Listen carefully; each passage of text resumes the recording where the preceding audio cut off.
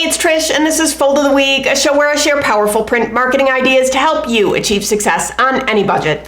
Today, I'm sharing 2 creative ideas for adding dynamic die cuts to the budget-friendly double parallel fold. So let's take a closer look. This first example is one I'm bringing back from episode 409. It's a classic double parallel fold, which is in half and in half again. However, they modified this basic format with a sculptured waterfall die cut on the interior panels.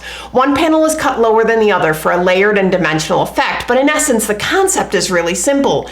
Paper is 80-pound coated cover, and these were die cut scored and machine folded.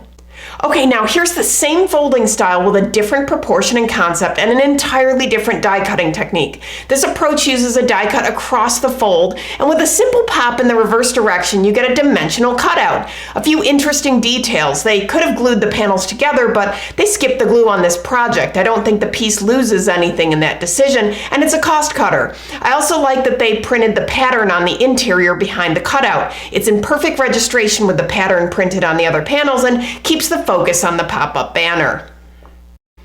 Bringing them both back, I want to point out one important difference between the 2 samples. Looking at the invitation, the first fold in half is off the front cover and the opening is at the back. On the waterfall design, the first fold is off the back cover and the opening is at the front. You always have that option with double parallel folds, and the user experience is entirely different between the 2. With regard to file setup, the only difference is your art placement on the panels.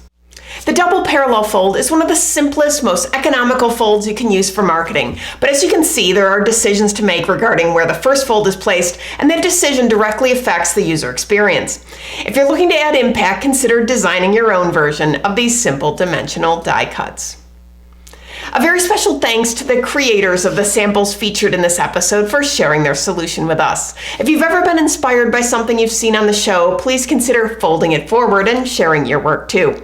If you're looking for more ideas, downloads, and templates, visit foldfactory.com, and remember, think finishing at the beginning. I'll see you next week. Bye.